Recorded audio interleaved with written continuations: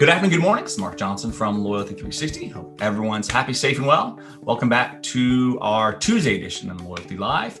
As you know, Loyalty Live is our series when we talk to the leaders in customer channel and brand loyalty about the technology, trends, and best practices that impacts a brand's ability to drive unique experiences, engagement, and most importantly, customer loyalty. It's great insight from the supplier partners we have at Loyalty360. In the month of June, we embarked on a mini series of Loyalty Live sessions looking at the evolving customer experience space and how brands can meet and exceed changing customer and consumer expectations to drive more loyal brand advocates and obviously brand loyalty.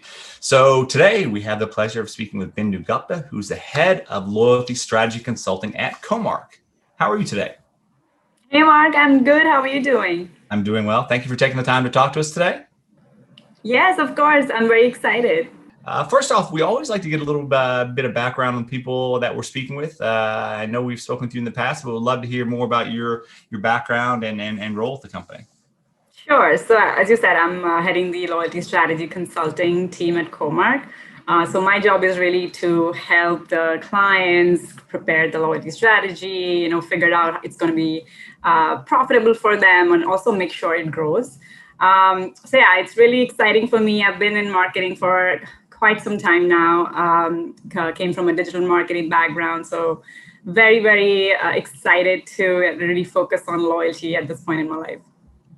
Okay, great. From your perspective as a thought leader in the industry, how has customer experience changed and evolved in the recent months and years? I think it evolved tremendously, right? So customer experience and customer service used to be kind of used interchangeably, right? People used to think it's basically the same thing, but it's so much more than that. It's each and every touch point you have as a brand with your customer. It could be, talking to a CSR, you're going online to buy something, literally every touch point. So it's no longer, just about the price and the product. Customers are paying a lot of attention to what kind of experience, they are left with after literally every interaction. So I read somewhere as a stat that 86% of buyers are willing to pay more for a great customer experience. So as you can imagine, this is going to get more and more traction because brands have to invest. They have to make sure they have the best customer experiences, put everything they have to make, that connection. Okay, makes sense.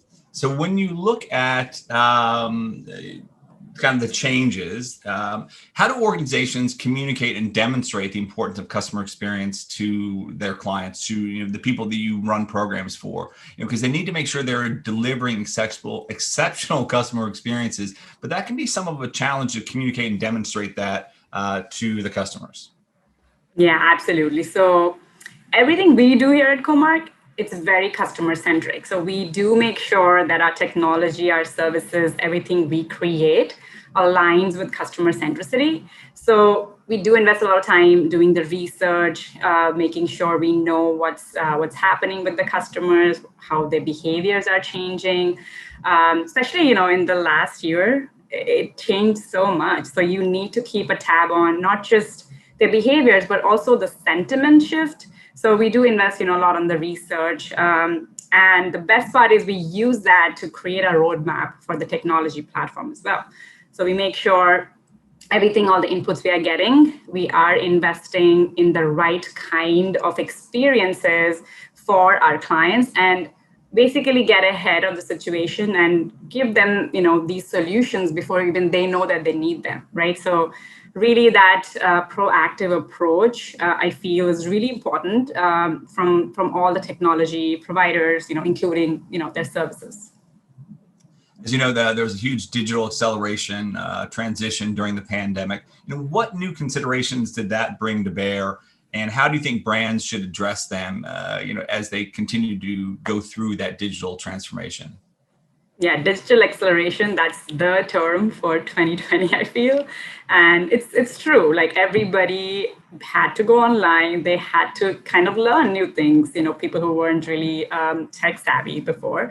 But I also feel like this has made omni-channel presence really, really important because it's not a nice to have anymore. I feel it's a must have for brands. They have to make sure they are present everywhere where the customer is going to have an interaction with them. It could be their mobile devices, it could be their web browser, it could be on the social media. So everywhere they are, they need to make sure the devices, the channels are integrated and they create that consistent experience, which obviously is not so easy. So this is where you have to, partner with the right technology company and make sure you can actually execute, right? So I feel like that's definitely one of the key things, that omni-channel presence.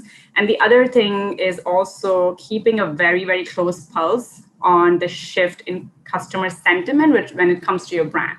Because you might feel like, oh, it's going great, purchases are great, but you might actually notice that there probably is an increase in negative sentiment because of something which is not even related to the product. It could be the values of the brand.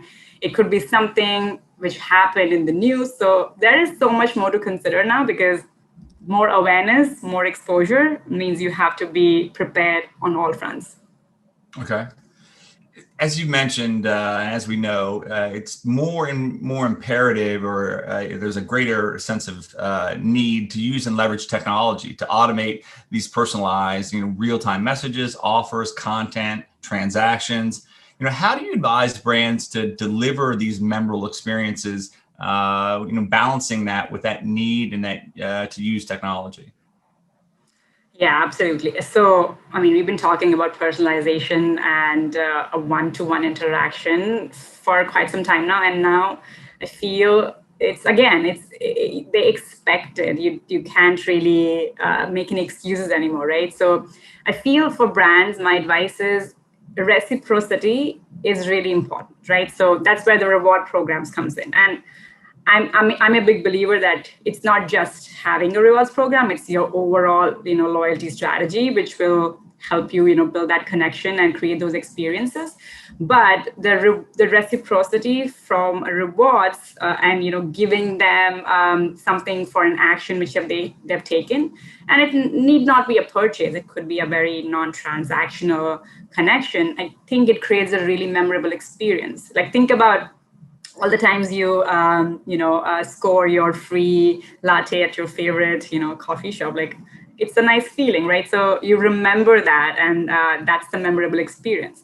Another thing which I've seen some brands do is giving kudos or showing the customer that they appreciate them for small actions they've taken. Like, oh wow, you get like 50 points for writing a review, thank you for that, you're a superstar, or whatever that is, that language, that communication.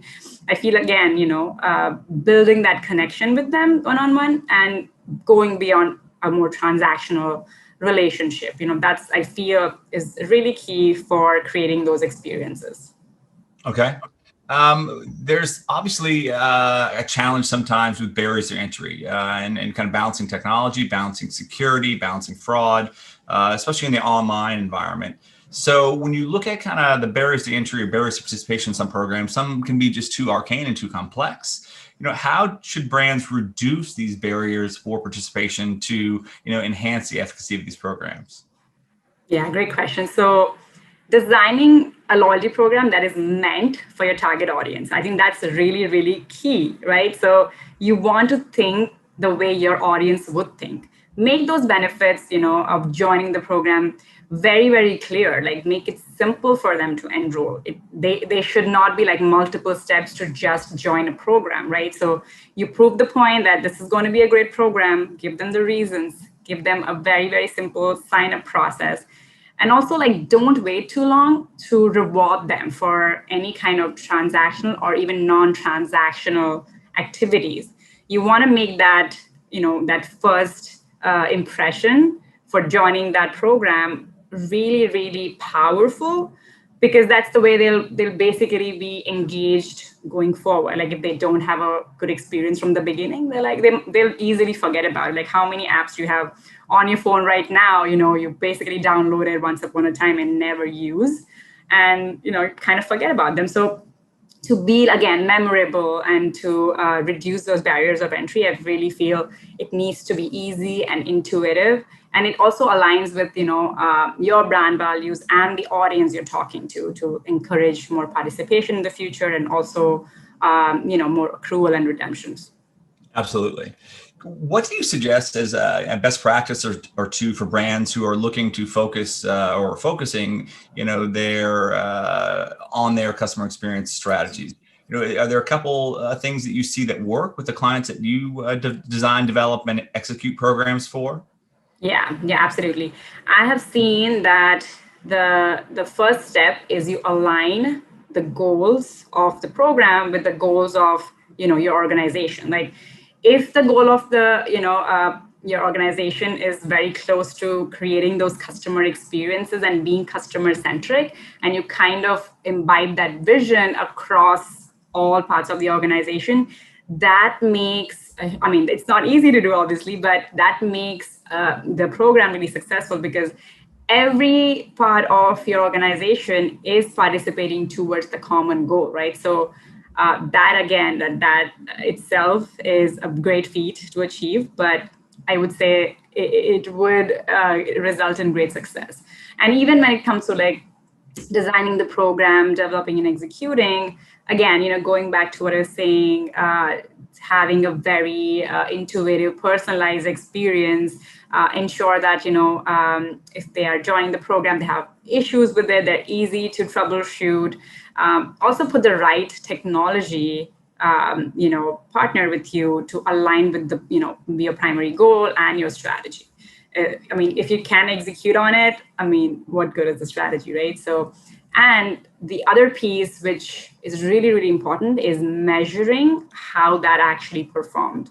That will, give us data, right? Data is key, and it'll give us information on, did it work? Did it not work? What can we do to grow this or to, make it even better? Okay, great. When you look at the need to engage in multiple channels, very important right now. We hear a lot about making sure that you're in, the customers are in the channel that they want to be in. So when you look at brands who are engaging members, their customers during or through multiple channels, how do you recommend they do that to encourage retention and deepen loyalty to optimize that process? Right. So yes, omni-channel experience is, as we were talking about, like it's key, but you have to create a very, very consistent brand experience across each and every piece of of that omni-channel experience. So if I'm having if I have an app, which I really love and it's great, but if I go to the web portal and it's clunky and it's not really the same way, the way I'm used to interacting with the brand, then it's not going to create a very good experience for me. So I want to make sure that any device I pick up, any channel I go to, I'm basically getting the same consistent experience and voice from the brand, right? So we don't want them giving different messages across the channels or platforms. We want to have consistency. And again, it comes down to a very organizational level, to having all these teams aligned with that same goal and working towards that one target. Another thing I feel aligning with that is let them accrue and redeem their points seamlessly, and also invest in omnichannel customer service. That's, again, like if I want to basically just interact with the chatbot and troubleshoot instantly, yeah, I should be able to do that. How many times do you want to pick up the phone and call the CSR? Maybe not too many times, right? So, but if it's AI enabled and it's easy enough for me to basically get the issue resolved, like a refund, for example, in almost instantaneously, I'm going to do that. And I want that experience. And once I have that experience with one brand, I kind of expect it from other brands. It's not my fault. As a customer, I just want that experience. So at the end, I also feel that brands are not competing with the similar brands anymore. Not just that, they're competing with these experiences, which could be basically with any brand. So yeah, there's definitely a lot to do there. Okay, great. And the last question, when you look into your crystal ball, going maybe the next 6 months, a year, even maybe 5 years forward, how do you think brands will continue to evolve to be more agile in their, ability to engage their audience and to drive more advocates? And also kind of a second part to that, how can their technology partners that they use help enable that agility and that focus?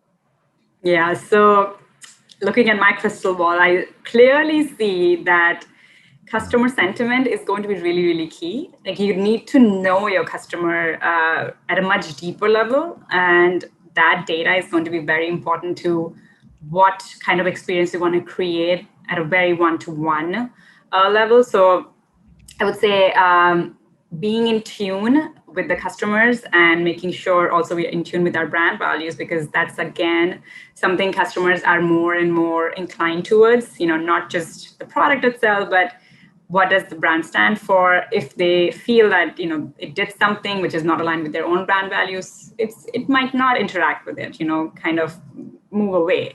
And the other thing I feel for the technology partners, it's really important to be part of these conversations from the very beginning, right? You obviously are creating the strategy and thinking about all these cool things you want to do, but really talk to your technology partner, involve them in those high level conversations.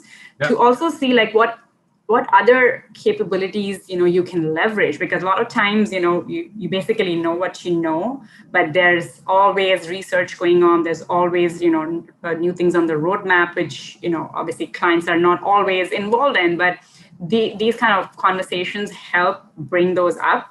And it could be we can even create something if we need to based on what they want to achieve. So I feel like to really be successful, you need to involve technology partners from the beginning, because execution is key, right?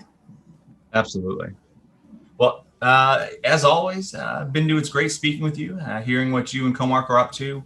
Definitely a great time to be in customer experience and customer loyalty, and we definitely appreciate everything you guys do for the industry and for Loyalty360. And it was great to talk to you as always.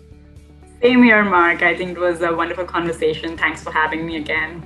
All right, great. Thank you very much, everyone, for listening. Join us back this upcoming Friday for our next edition of Loyalty Live.